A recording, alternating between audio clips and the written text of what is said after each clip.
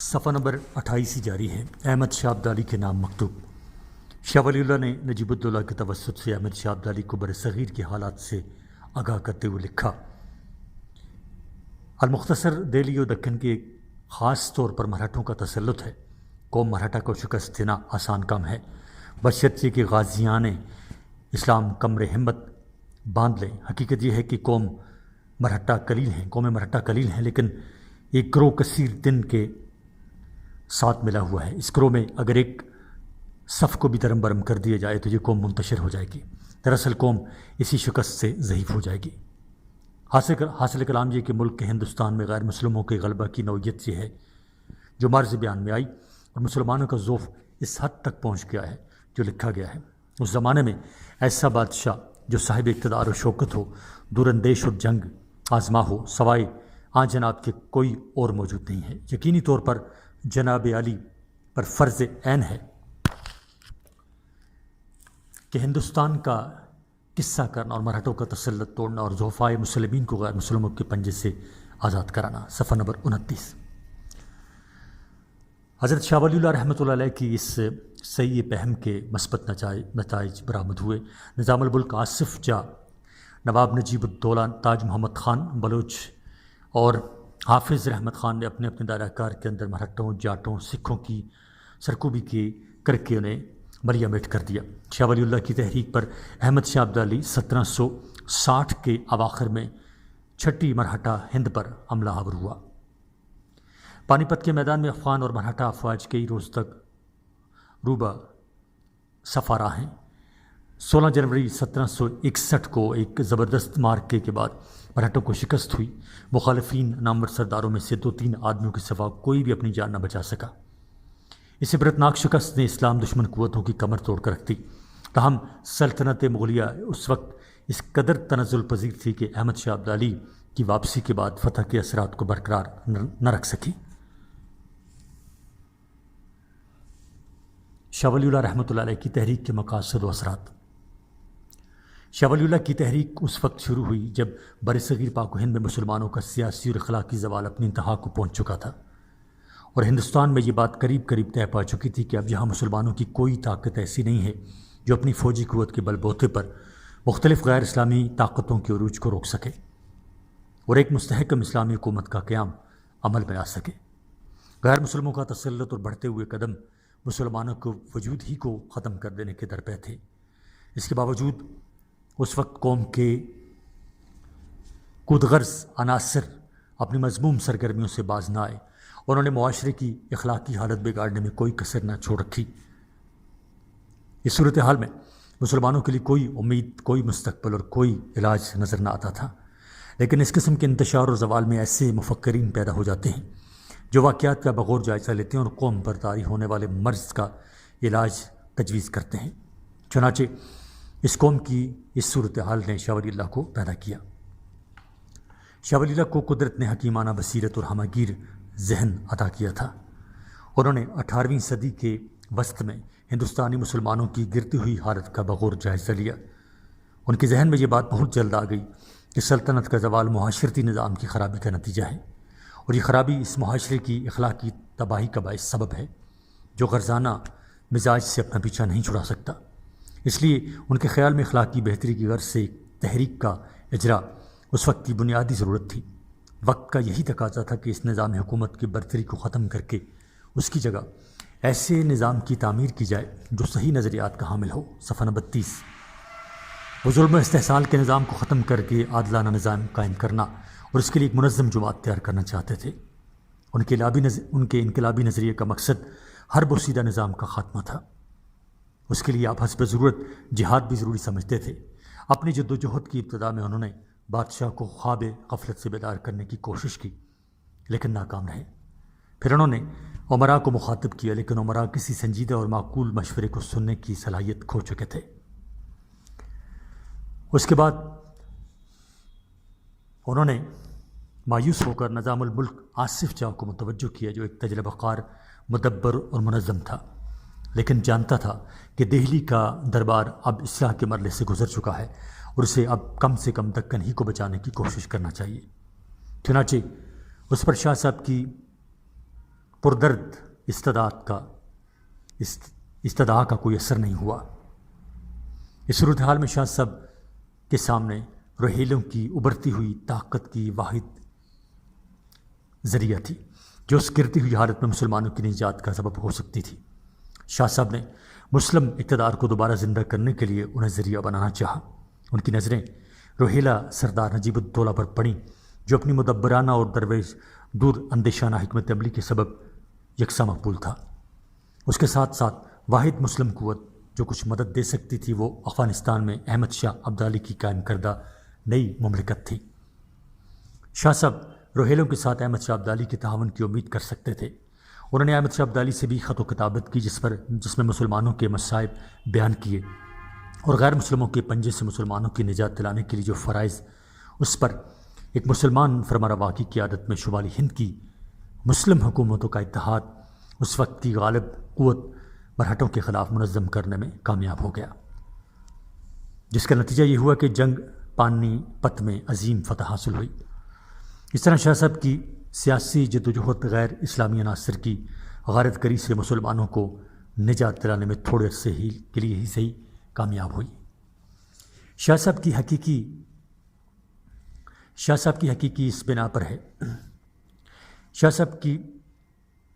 اس بنا پر ہے کہ انہوں نے مسلمانوں کے زوال کے بنیادی اسباب پر غور کیا اور ان کا علاج معلوم کرنے کی کوشش کی۔ ان کے خیال میں بر عظیم کے مسلمانوں کے اخلاقی انحطاط کا سبب خود اسلام سے ان کی ناواقفیت ہے۔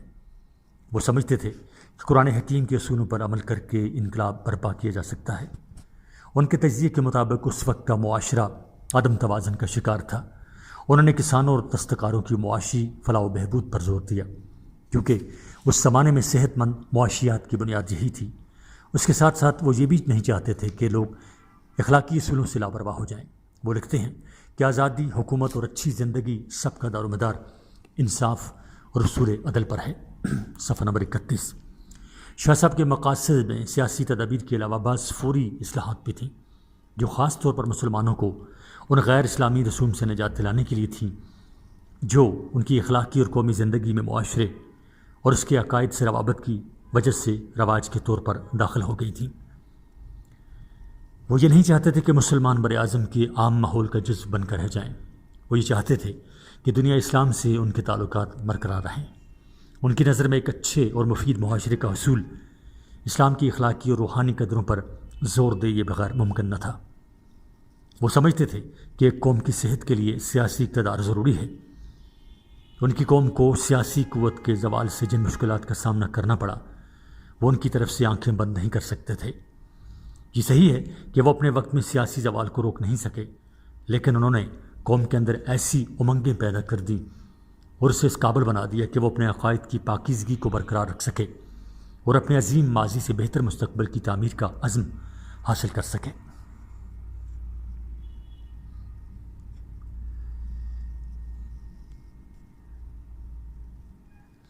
خاندان ولی اللہ رحمۃ اللہ علیہ کی جدوجہد۔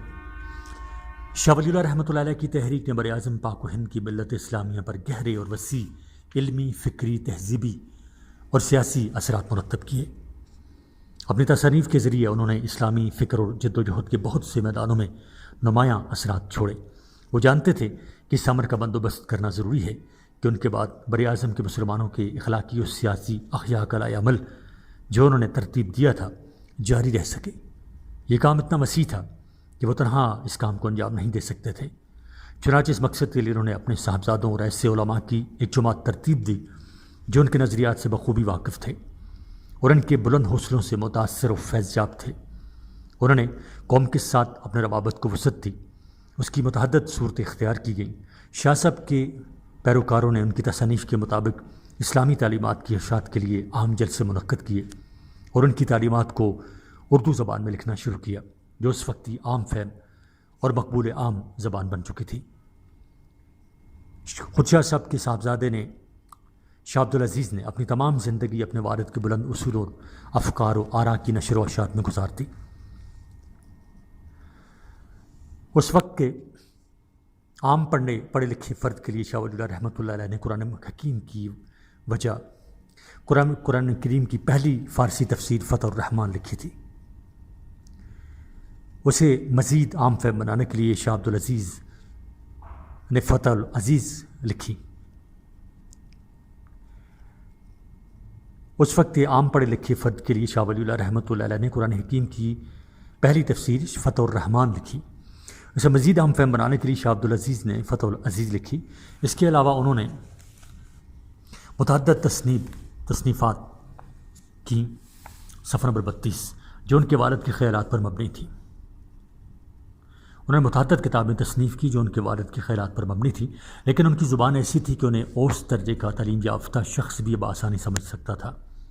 ان کے بیٹے اس سلسلے میں ان کی مدد کرتے شاہ عبد القادر نے قرآن حکیم کا ترجمہ موضوع القرآن بمحاورہ اردو میں کیا تھا، تاکہ جو لوگ فارسی سے زیادہ واقف نہیں وہ اس کے معنی اردو میں سمجھ سکیں، اور شاہ رفیع الدین نے قرآن حکیم کا ایک اور آسان لفظی ترجمہ کیا۔ اس کے علاوہ 2 کتابیں اسرار المجید اور تکمیل الاذہان تصنیف کی، جو دراصل شاہ ولی اللہ کے فلسفے کی شرح تھی۔ شاہ ولی اللہ کے فلسفے کی باریکیوں کے تفصیلی اور آسان تعارف کے لیے شاہ اسماعیل شہید نے ابکات نامی کتاب لکھی۔ اس کے علاوہ ان کی کتاب تقویت الایمان شاہ ولی اللہ رحمۃ اللہ علیہ کے نظریات کی روشنی میں مسلمانوں کی ذہنی اصلاح کے لیے خاصی اہم اور معروف تصنیف ہے۔ تصنیف و تالیف کا کام اس وقت اس حد تک وسیع اور دوررس اثرات کا حامل تھا کہ اس کام کو خاصی اہمیت دی گئی، اور اس خاندان کے دوسرے تربیت یافتہ علماء نے اس مقصد اور موضوع پر لاتعداد کتابیں اور رسالے لکھے اور اچھا خاصا ادب پیدا کر دیا۔ اس کام میں شاہ صاحب کے نامور فرزند شاہ عبدالعزیز اور دوسرے فرزندوں نے ان کی اس روایت کو برقرار رکھا کہ دین کی تعلیم میں قرآن حکیم کے درس کو مرکزی حیثیت دی جائے، اور اصل مذہب میں ہر طرح کے الحاق اور اضافے اور مذہبی اعمال میں ہر قسم کی بدعتوں کو جو قرآنی تعلیم اور سنت کے ساتھ ٹکراتی ہوں رد کر دیا جائے۔ صفحہ نمبر 32 جاری ہے۔ شاہ عبدالعزیز جو مسند درس پر شاہ ولی اللہ رحمۃ اللہ علیہ کے جانشین ہوئے، اپنے بے شمار شاگردوں کو دینی معاملات میں شدید احتیاط پسندی کی تعلیم دینے کے علاوہ اور معاشی اور سیاسی تصورات کی تبلیغ کرتے رہے، جو شاہ ولی اللہ کا مطمع نظر تھی۔ شاہ ولی اللہ کی زندگی میں سلطنت مغلیہ چاہے کتنی کمزور ہو گئی ہو، کم سے کم شمالی ہند میں اس کا اقتدار قائم رہا اور وہی ان کی تنقید کا نشانہ بھی۔ لیکن ان کی وفات کے بعد انگریزوں کا سیاسی اثر بنگال کے علاوہ شمالی ہند کے دوسرے حصوں میں بھی تیزی سے بڑھ گیا تھا، اور برطانیہ بر عظیم میں ایک بالادست قوت بن چکا تھا۔ کوئی ایسی ریاست یا حکمران نہ تھا جو اسے دعوت مقابلہ دے سکتا۔ مسلم سلطنت اس طرح ختم ہو رہی تھی کہ اس کے سلجھنے کی، اس کے سنبھلنے کی کوئی امید نہ تھی۔ اس نئی مغربی طاقت نے سلطنت مغلیہ کی جگہ لے لی اور مسلمان ریاست ایک جگ گزار سے بہتر نہ تھی۔ اس لیے شاہ ولی اللہ کے جانشین اور پیرووں کو اب سلطنت مغلیہ سے نہیں بلکہ غیر ملکی قوم کی حکومت سے مقابلہ کرنا تھا۔ چنانچہ شاہ عبدالعزیز نے فتویٰ دیا کہ براعظم ابدال الاسلام، یعنی وہ ملک جہاں اسلام کو برسر اقتدار یا کم سے کم آزاد سمجھا جائے، نہیں رہا۔ اس واقعے سے کوئی فرق نہیں پڑتا کہ انگریزوں نے مخصوص اسلامی شاعر میں مداخلت نہیں کی، مسلمان ابدال الحرب میں ہیں، یعنی ایک ایسے علاقے میں ہیں جس پر اقتدار سے انہیں محروم کر دیا گیا ہے، اور انگریزوں کی حکومت میں مسلمان پوری آزادی سے مذہبی فرائض انجام نہیں دے سکتے۔ صفحہ نمبر 33۔ اس لیے ان کے خلاف جہاد کرنا ہر مسلمان کا فرض ہے۔ چونکہ اس فتوے کے وقت مغل شہنشاہ بے بسی کی حالت میں انگریزوں کا وظیفہ خوار ہو گیا تھا اور مسلمانوں کی کوئی علیحدہ منظم تحریک نہ تھی، اس لیے اس فتوے کا کوئی فوری عملی نتیجہ نہیں نکلا، تاہم اس نے ایک انقلابی تحریک کو جنم دیا جس کا مقصد حکومت الہیہ کا قیام تھا۔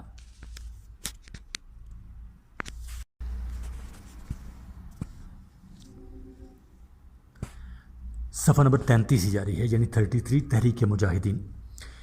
خاندان ولی اللہ رحمۃ اللہ علیہ نے اپنی دینی و علمی خدمات سے نہ صرف قوم میں نئی روح پھونکتی تھی بلکہ بر صغیر میں دوبارہ احیاء اسلام کے لیے ایک ہمگیر تحریک کی عملاً بنیاد بھی رکھی، جسے تحریک جہاد کا نام دیا گیا۔ سید احمد بریلوی کی یہ عظیم تحریک اسی خاندان کی برکات کا ثمر تھی جس نے مسلمانان ہند کی مذہبی، سیاسی، تہذیبی اور معاشرتی زندگی پر دور رس اثرات مرتب کیے۔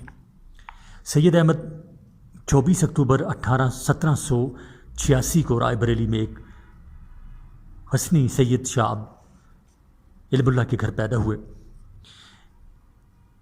ایک حسنی سید شاہ علم اللہ کے گھر پیدا ہوئے۔ آپ حضرت امام حسن رضی اللہ تعالیٰ عنہ کی اولاد میں سے تھے۔ سید احمد ذی علم خاندان کے چشم و چراغ تھے، تاہم اس وقت کے دینی مدارس کا فرسودہ نظام تعلیم آپ کو اپنی جانب راغب نہ کر سکا، اس لیے ابتدائی دینی کتب اور قرآن مجید کے چند پارے پڑھنے کے بعد حصول تعلیم کا یہ سلسلہ منقطع ہو گیا۔ پھر کچھ عرصہ تلاش معاش میں سرگرداں رہے۔ اسی اثناء میں طبیعت تحصیل علم کی جانب مائل ہوئی تو شاہ عبد العزیز نے آپ کو شاہ ولی اللہ کے صاحبزادے مولانا عبد القادر کے پاس دہلی بھیج دیا، جہاں آپ نے صرف و نحو اور قرآن مجید کا اردو ترجمہ بھی پڑھا۔ تحصیل علم کے بعد سید احمد نے شاہ عبد العزیز کی بیعت کر لی۔ سید احمد کو مردانہ کھیلوں اور ورزشوں سے خاص شغف تھا، اس لیے ان کی طبیعت میں مہم جوئی کا جذبہ کوٹ کوٹ کر بھرا ہوا تھا۔ لہٰذا سید احمد کو جب یہ معلوم ہوا کہ والی ٹونک نواب امیر خان انگریزوں کو سرزمین ہند سے نکالنے کے لیے برسر پیکار ہے، تو انہوں نے 1810 میں نواب کے لشکر میں بطور سوار ملازمت اختیار کر لی اور 6 سال تک فنون سپاہگری کی تحصیل کی۔ اس عرصہ میں آپ نواب کے مشیر خاص کی حیثیت سے فوج کو انگریزوں کے خلاف تحریک دیتے رہے، تاہم 1816 میں جب نواب وغیرہ انگریزوں میں مفاہمت ہو گئی تو آپ بھی دہلی واپس چلے آئے اور سلسلہ رشد و ہدایت شروع کر دیا۔ سید احمد کی باطنی پاکیزگی نے اس قدر روحانی مدارج طے کر لیے تھے کہ جو شخص بھی آپ سے ملتا متاثر ہوئے بغیر نہیں رہ سکتا تھا۔ صفحہ نمبر 34۔ خاندان ولی اللہ کی نامور شخصیات شاہ عبد العزیز کے داماد مولانا عبد الحی اور شاہ ولی اللہ کے پوتے شاہ اسماعیل نے آپ کے ہاتھ پر بیعت کر لی۔ اس وقت برصغیر کے مسلمان جہالت کی تاریکی میں گم تھے۔ ہندو مت اور بدھ مت اثرات مسلم معاشرے میں نفوذ کر گئے تھے، چنانچہ سید احمد بریلوی نے اپنے رفقائے کار کے تعاون سے ملک کے گوشے گوشے میں اصلاح معاشرت کی کوششیں کی، جس سے بے شمار مسلمانوں نے مشرکانہ عبادات، رسومات اور بدعات ترک کر دیں۔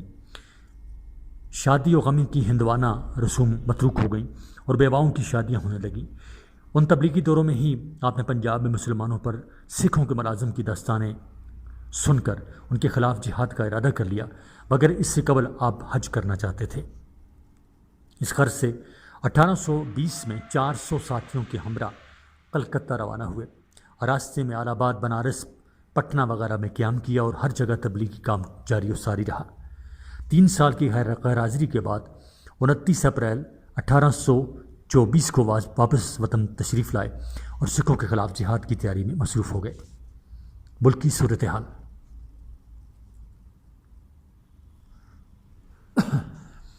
19ویں صدی کے ربع اول میں برصغیر کے مشرق میں انگریز قابض ہو چکے تھے، جبکہ شمال مغرب میں پشاور سے کشمیر اور ملتان تک کے علاقوں پر مہاراجہ رنجیت سنگھ کا تسلط قائم ہو چکا تھا، جس کے بعد پنجاب کے ان علاقوں میں سکھوں نے مسلمانوں پر ناقابل بیان مظالم ڈھائے۔ ان کی مذہبی آزادی سلب ہو چکی تھی، مساجد گھوڑوں کے استبل بنائی جا چکی تھیں، جماعت تقریباً ممنوع تھی کیونکہ اذان دینے پر پابندی تھی، گائے کی ذبیحہ کی مکمل طور پر ممانعت کر دی گئی تھی۔ سکھوں نے مسلمان عورتوں کو اغوا کر کے گھروں میں ڈال رکھا تھا۔ سید احمد نے شاہ اسماعیل کو ان زیادتیوں کا جائزہ لینے کے لیے خفیہ دورے پر بھیجا۔ انہوں نے واپس آ کر چشم دیدہ حالات بیان کیے۔ چنانچہ سید احمد نے سکھوں کے خلاف جہاد کو قطع شکل دیگ دینے کا مصمم ارادہ کر لیا۔ سفر جہاد۔ سید احمد کے جہاد فی سبیل اللہ کے اعلان کے بعد ابتدا میں مجاہدین کی فوج میں 500 سپاہی بھرتے کیے گئے۔ 6 دن میں ہی یہ تعداد ہزاروں تک جا پہنچی، تاہم اسے باقاعدہ فوج نہیں کہا جا سکتا کیونکہ سپاہی فنون حرب کے ماہر نہ تھے، اسلحہ بھی جدید نہ تھا اور نہ ہی وافر مقدار میں اخراجات کے لیے سرمایہ تھا۔ اس کے باوجود سید صاحب کو اللہ تعالیٰ کی ذات پر کامل یقین تھا۔ صفحہ نمبر 35۔ پشاور کا علاقہ جہاد کے لیے موزوں ترین تھا، اس لیے وہیں سے جہاد کے آغاز کا فیصلہ کیا گیا۔ چنانچہ 1825 میں سید احمد اپنے 5-7 ہزار مجاہدین کے ہمراہ مالیر کوٹلہ، بھاولپور، حیدرآباد، سندھ، در بولان اور کندھار سے ہوتے ہوئے کابل پہنچے اور وہاں سے براستہ خیبر، پشاور اور پھر نوشہر آئے۔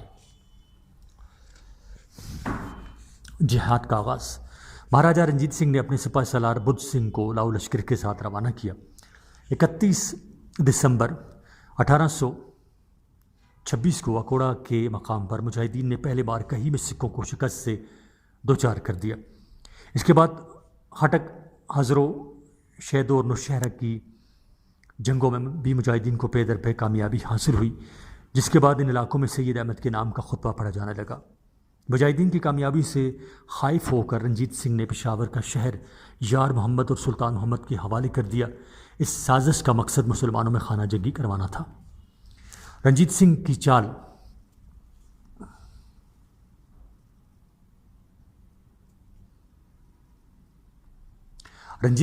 چال رنگ لائی۔ اب سید صاحب کو سکھ فوج ہی سے نہیں بلکہ حکمرانان پشاور کی فوج سے بھی نبرد آزما ہونا پڑا۔ آئندہ 3 سال غیر فیصلہ کن حرب و خرب میں گزرے۔ 1830 میں مجاہدین نے پشاور بھی فتح کر لیا، جس کے بعد وہاں خلافت راشدہ کے مطابق حکومت قائم کر دی۔ نشاور اشیاء کے استعمال کی قطعی ممانعت کر دی گئی۔ فاحشہ عورتیں اپنے پیشہ چھوڑ کر بھاگ گئیں۔ دختر فروشی کا سدباب ہوا۔ غیر اسلامی رسومات اور بدعات کا قلع کما کر دیا گیا۔ ان اقدامات اور سلطان محمد کی سازش کے نتیجے میں قبائلی سردار کھلم کھلا سید صاحب کے خلاف ہو گئے۔ اس لیے سید صاحب نے مصلحتاً اپنا مرکز ضلع ہزارہ میں منتقل کر لیا تاکہ اپنی قوت مجتمع کر کے کشمیر کی آزادی کی مہم شروع کر سکیں، لیکن یہاں مقامی افغان سرداروں کی غداری سے مجاہدین بالاکوٹ کے مقام پر سکھ فوج کے نرغے میں آ گئے۔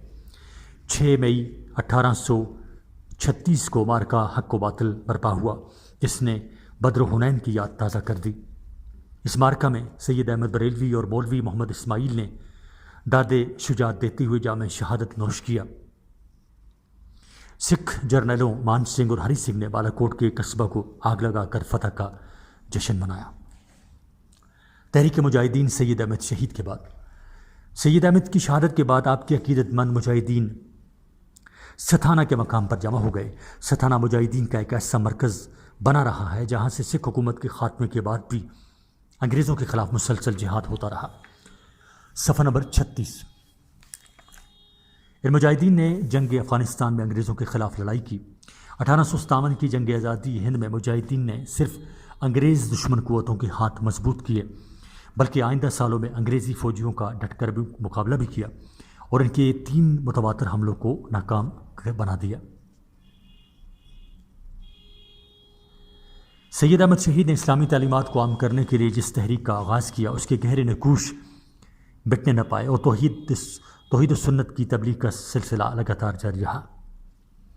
آپ کی تحریک آزادی ہی کا یہ اثر تھا کہ ہندوستان کے مسلمانوں نے اپنی آزادی کی جدوجہد جاری رکھی اور آخرکار 1947 میں ایک اسلامی مملکت پاکستان کے حصول میں کامیاب و کامران ہوئے۔ تحریک کے مقاصد۔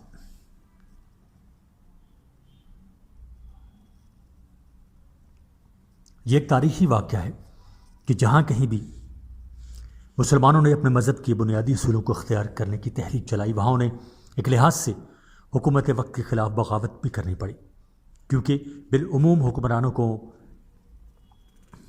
مصلحتاً یا ملکی ضروریات کے مطابق شریعت میں تبدیلیاں کرنی پڑیں۔ اس ضمن میں یہ خیال درست تھا کہ ہندوستان میں انگریزی حکومت کی بدقسمتی رہی کہ مذہبی اصلاح کافر فاتحوں کے خلاف نفرت و حقارت کے ساتھ لازم و ملزوم ہو گئی۔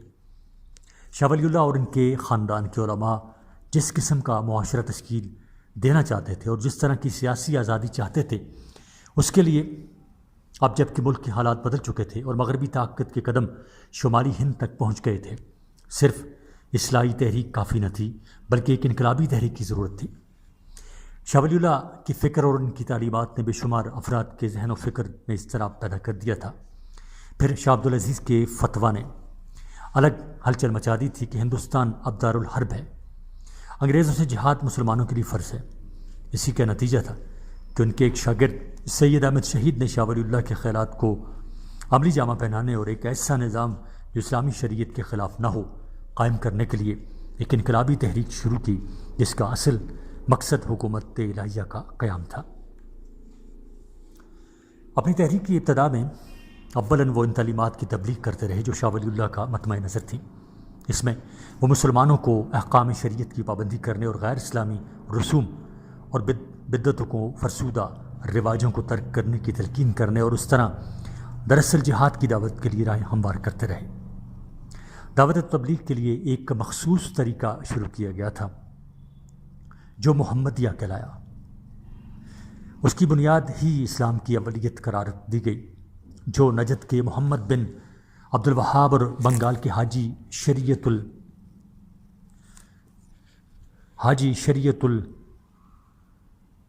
لہاور تیتو میر میں بھی مشترک تھی۔ صفحہ نمبر 37۔ اس بنا پر تمام مغربی مصنفین اور برطانوی حکومت ہندوستان کی ان تحریکوں کو بھی وہابی تحریک قرار دیتی رہی۔ ان تحریکوں میں چونکہ شدید احتیاط پسندی اور سیاست میں انقلاب پسندی مشترک تھی، اور نجدی تحریک اور تحریک مجاہدین نے سیاسی جدوجہد کے میدان میں بھی کام کیا ہے، اس لیے سطحی نظر سے دیکھنے والے دھوکہ کھا گئے کہ دونوں ایک ہی سلسلے کی تحریکیں ہیں۔ چونکہ ان تحریکوں کی مخالفت دونوں ملکوں میں ایک کثیر طبقے نے کی، اس لیے انگریزوں نے اس صورتحال سے خوب فائدہ اٹھایا اور ہندوستان کی ہر اصلاحی اور مذہبی نوعیت کی تحریک کو، جو انگریزوں کے مفاد کے خلاف ہو سکتی تھی، بدنام اور غیر مقبول کرنے کے لیے اسے وہابی تحریک قرار دیا، تاکہ عوام نہ صرف اس سے دور رہیں بلکہ انگریزی مفاد کی صورتحال پیدا کریں۔ حالانکہ نجدی مجاہدین اور ہندوستانی مجاہدین کی تحریکوں کے فکر و عمل میں کئی لحاظ سے اس قدر فرق تھا کہ ان دونوں کو ایک نوعیت کی تحریک قرار دینے کا کوئی سوال ہی نہیں پیدا ہوتا۔ مثلاً وہابی علماء صرف شریعت کے قائل تھے اور انہوں نے طریقت یا تصوف کو غیر اسلامی سمجھ کر رد کر دیا تھا۔ ان کے برعکس مجاہدین شریعت و طریقت دونوں سے وابستگی رکھتے تھے اور دونوں میں مناسب مطابقت پیدا کرنا چاہتے تھے۔ ان مجاہدین میں سر سید احمد کے ساتھی تھے، اکثر پرجوش مصلحین بھی تھے۔ حقیقت میں جہاد کے لیے ان کا جوش و خروش ان کے مذہبی عقائد ہی کا نتیجہ تھا، اور انہوں نے بعض ایسی اصلاحات کی تلقین کی تھی جو ہر ایک کی نظر میں قابل تعریف تھی۔ مثلاً بیواؤں کا نکاح ثانی یا ایسی غیر اسلامی رسومات کو ترک کرانا جو مسلمانوں نے ہندوستان میں آ کر اختیار کر لی تھی۔ یہ ان کی سرگرمیوں کا پہلا مرحلہ تھا۔ اس میں خاص طور پر صالح زندگی گزارنے اور اسلامی اصولوں پر شوق اور دل جمی کے ساتھ عمل کرنے کی تعلیم و تلقین کی جاتی تھی، اور جہاد یعنی نیک مقصد کے لیے مسلح جدوجہد کے تصور پر زور دیا جاتا تھا۔ ان کی دعوت و تبلیغ میں مسلمانوں کے لیے بے پناہ جاذبیت اور کشش تھی، چنانچہ ملک کے ہر گوشے سے انہیں افرادی تعاون حاصل ہونے لگا۔ مسلمانوں کی طرف سے انہیں دعوت نامے ملنے لگے اور ایک کثیر تعداد نے سید احمد کی قیادت کو قبول کیا۔ سید احمد نے ملک کے بہت سے حصوں کا سفر کیا اور بیشتر مقامات پر قیام کیا۔ وہاں وہ بڑے بڑے مجموعوں کے سامنے جو ان کی تقریر سننے کے لیے جمع ہوتے تھے واعظ و تلقین کرتے۔ بہت سے لوگ ان کے مریدوں کے حلقے میں داخل ہو گئے۔ اس میں کوئی شبہ نہیں ہو سکتا کہ لوگوں کا یہی جوش و خروش تھا جو سید احمد کے لیے بڑا کارآمد ثابت ہوا اور جس نے جہاد کی تنظیم کو زیادہ مستحکم اور مؤثر بنا دیا۔ انہوں نے اپنے سفر سے واپسی کے بعد دہلی میں جہاد کے منصوبے کی نوک پر درست کی اور اس مقصد کے لیے مستعد ہو گئے۔ صفحہ نمبر 38 سیاسی جدوجہد۔ سید احمد شہید نے اپنی جدوجہد کا منصوبہ دراصل اسی وقت بنا لیا تھا جب وہ 1.5 سال عرب میں مقیم رہے۔ ایک اطلاع کے مطابق وہ قسطنطنیہ میں گئے تھے، لیکن ترکوں کے حالات اس زمانے میں ایسے نہیں تھے کہ وہ کسی قسم کی مدد کر سکتے، اور نہ کسی دوسری اسلامی حکومت کے حالات اس قسم کے تھے۔ چنانچہ خود سید احمد کو اپنے بلبوتے پر جہاد کے منصوبوں کو پایہ تکمیل تک پہنچانا تھا۔ ان کی سیاسی جدوجہد کا رخ اولین مرحلے پر پنجاب کی سکھ حکومت کی طرف تھا۔ وہ علاقہ ان کے خیال میں دارالحرب ہو چکا تھا، اور جہاں سکھوں کے مسلمانوں پر ظلم کرنے اور ان کی مذہبی آزادی میں خلل انداز ہونے کی خبریں عام تھیں۔ انگریزی حکومت نے مجاہدین کی فہم میں کسی قسم کی مزاحمت یا رکاوٹ پیدا نہیں کی، حالانکہ جہاد کی تمام تیاریاں انگریزی علاقوں میں ہو رہی تھیں۔ انگریزوں کا رویہ بظاہر غیر جانبدارانہ رہا، لیکن در پردہ وہ خوش تھے، کیونکہ اس جنگ سے انہیں ہندوستان کی دو طاقتوں یا کم از کم ایک طاقت کے ختم ہو جانے یا کمزور ہو جانے کی توقع تھی، جس کے بعد وہ فاتح اور مفتوح دونوں پر آسانی سے غلبہ حاصل کر سکتے تھے۔ لیکن شاید وہ سید احمد کے حقیقی ارادوں سے باخبر نہیں تھے کہ کسی طرح وہ چاہتے تھے کہ سکھوں کو شکست دے کر ان کے علاقے میں اپنی حکومت قائم کریں، تاکہ اس کے بعد میں چھاؤنی بنا کر انگریزوں کے خلاف مزاحمت کریں اور جہاد کریں اور انہیں ہندوستان سے نکال دیں۔ پنجاب کی سکھ حکومت نے جنگ کا فیصلہ کافی غور و خوض کے بعد کیا۔ سکھوں کی حکومت ظالم تھی اور اسلام اور مسلمانوں سے انتہائی درجہ عداوت رکھتی تھی۔ ان کی حکومت کا بہت بڑا حصہ ان علاقوں پر مشتمل تھا جہاں مسلمان اکثریت میں تھے، بلکہ سکھ آئے دن اس کوشش میں سرگرم تھے کہ اپنی حکومت کی سرحدوں کو پٹھانوں کے وطن تک وسیع کر دیں۔ مجاہدین کا خیال تھا کہ مسلم اکثریت والے علاقے اور پٹھانوں کی مملکت کو آزاد کرا لیا جائے تو اپنی مزید سرگرمیوں کے لیے یہ علاقہ مرکز اور محفوظ پناہ گاہ بن جائے گا۔ اس حکمت عملی کے تحت مجاہدین نے سکھوں کے خلاف جہاد شروع کر دیا۔ ابتدا میں انہیں حوصلہ افزا کامیابی حاصل ہوئی، لیکن جلد ہی رکاوٹیں پیدا ہونے لگیں۔ سکھوں نے قبائلی سرداروں میں سازشیں کی اور پشاور کے سردار یار محمد کو مجاہدین سے منحرف کرنے میں کامیاب ہو گئے۔ یار محمد پہلے تو سید احمد کو زہر دلانے میں کامیاب ہو گیا، اور اس کے بعد اس نے میدان جنگ میں اپنے اتحادیوں سے غداری کی۔ سید احمد کی جو زہر سے محفوظ رہے تھے، اپنی مداخلت کے لیے قبائلیوں سے جنگ لڑنی پڑی۔ مخالفین کو شکست ہوئی اور پشاور سے سید احمد کی قیادت کو دوبارہ تسلیم کر لیا۔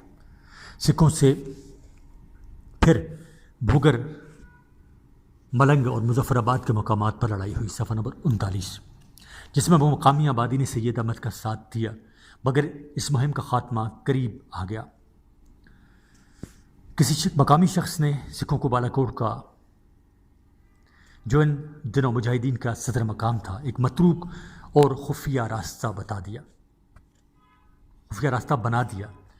کسی مقامی شخص نے سکھوں کو بالا کوٹ کا، جو ان دنوں مجاہدین کا صدر مقام تھا، ایک متروک اور خفیہ راستہ بنا دیا، اور وہ اس راستے سے ان پر حملہ آور ہوئے۔ مجاہدین نے بڑی بہادری کے ساتھ اپنا دفاع کیا، مگر چونکہ سکھوں کی تعداد زیادہ تھی اور وہ خود اس حملہ کے لیے تیار نہیں تھے، پھر سکھوں کے پاس سامان جنگ بھی وافر تھا۔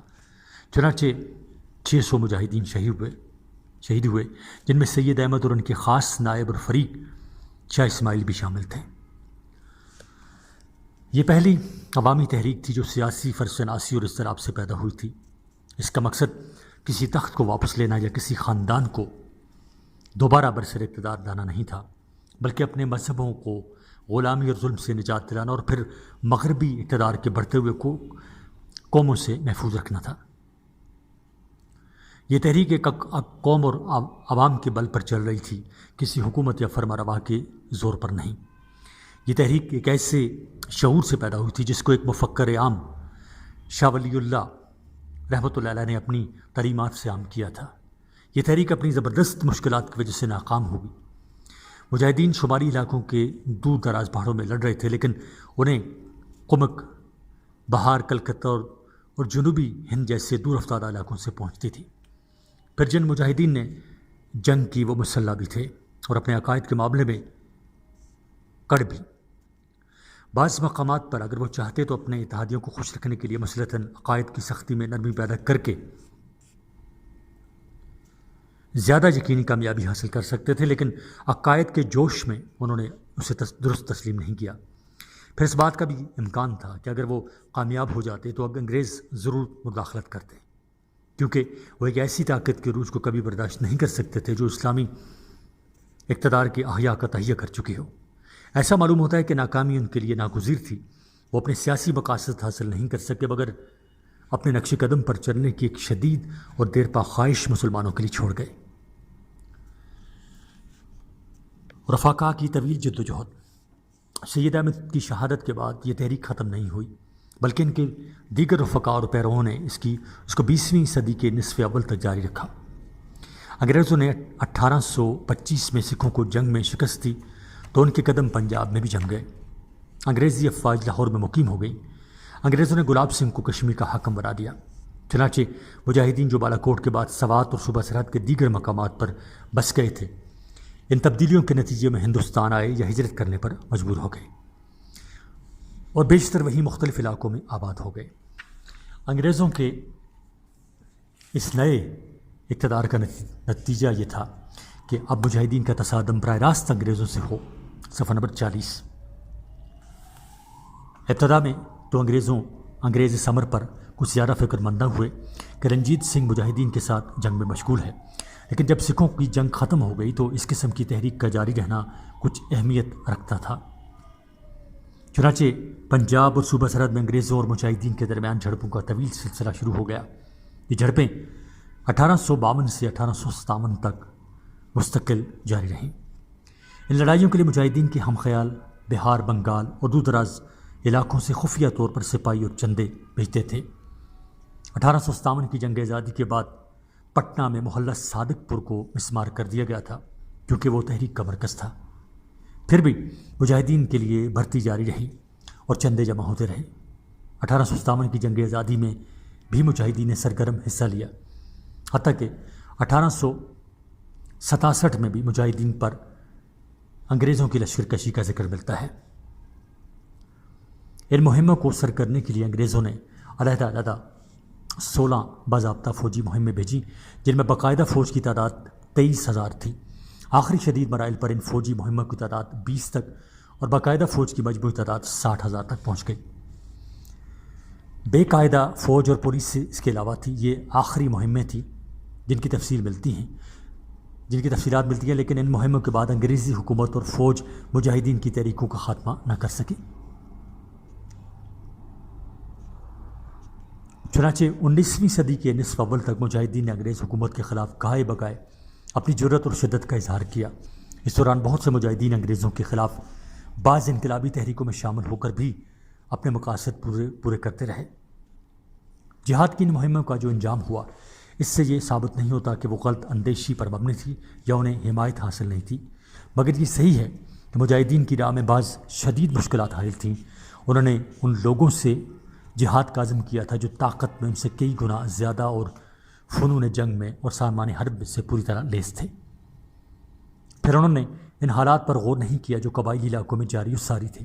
مجاہدین کی آمد سے قبل یہ علاقے بدنظمی اور لاقانونیت کے میدان بن چکے تھے۔ وہ اس علاقے کے لیے مزید جنگ کی صورتحال کا سبب بنے۔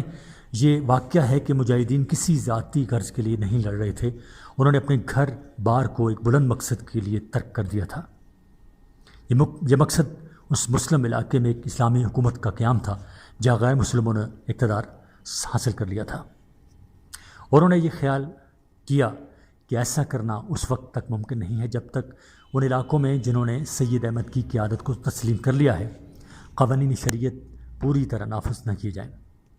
انہوں نے اس حقیقت کو نظر انداز کر دیا کہ اکثر قبائلی جاہل ہیں اور اکثر اپنے قدیم اخلاقی معیار اور رواجوں کو شریعت اسلامی سمجھتے ہیں۔ ان عادات کو 1-2 دن میں نہیں بدلا جا سکتا تھا۔ جن لوگوں پر دوسرے رواجوں اور خیالات کا غلبہ ہو، انہیں مسلمان بنانے کے لیے انہیں سچا مسلمان بنانے کے لیے پہلے ابتدائی کام کرنے کی ضرورت ہے۔ صفحہ نمبر 41 سے جاری ہے۔ بعض مشکلات اور بھی تھیں جو اس صورتحال میں بنیادی طور پر مؤثر تھیں۔ انتقام کی روایت قبائلیوں میں ایک طویل عرصے سے قائم ہے۔ اس کی وجہ سے ان کے درمیان مسلسل خانہ جنگی اور عداوتیں جاری رہتی ہیں۔ کسی موقع پر بھی ان کے لیے یہ دشوار ہوتا ہے کہ وہ ایک مشترک دشمن کے خلاف متحد ہوں۔ سکھوں نے ان کے اس مزاج سے فائدہ اٹھایا اور مجاہدین کے لیے یہ سخت رکاوٹ ثابت ہوئی۔ سکھوں کو قبائلیوں کے اتحاد ہی سے فتح کیا جا سکتا تھا، مگر وہاں صورت یہ تھی کہ اگر ایک قبیلہ سید احمد کا ساتھ دیتا تھا تو دوسرا قبیلہ محض اسی وجہ سے ان کا مخالف ہو جاتا تھا۔ پھر سکھ بھی کوئی کمزور دشمن نہیں تھے، وہ اپنی طاقت کے ایک ایسے نشے سے سرشار تھے جس نے حال ہی میں اپنے لیے ایک نئی ریاست قائم کی تھی۔ اور ساتھ ہی ان کی فوج جدید سامان جنگ سے لیس تھی، جسے مشاق کے یورپی سپہ سالاروں نے تربیت دی تھی اس کے برعکس مجاہدین کا انحصار خفیف آمدنی پر تھا جو انہیں احتیاط کی صورت میں ہندوستان سے بیچی جاتی تھی۔ اس کے علاوہ وہ لوگ ایک ایسے علاقے میں جنگ کر رہے تھے جو ان کے گھروں سے سینکڑوں میل دور تھا۔ جو چندے جمع کیے جاتے تھے ان کو میدان جنگ تک پہنچانے کی راہ میں ہر قسم کی دشواریاں پیش تھیں۔ یہ ان کا محض انتہائی جوش و جذبہ تھا جس نے انہیں دینی مدارس میں درس و تدریس اور خانقاہوں میں روحانی تربیت کے ماحول سے نکال کر نہایت طاقتور اور منظم فوج کے مقابلے میں لا کھڑا کیا تھا۔ ان عناصر نے ان کے جوش و خروش کو تاریخ کی ایک انتہائی المناک اور افسانوی مہم بنا دیا۔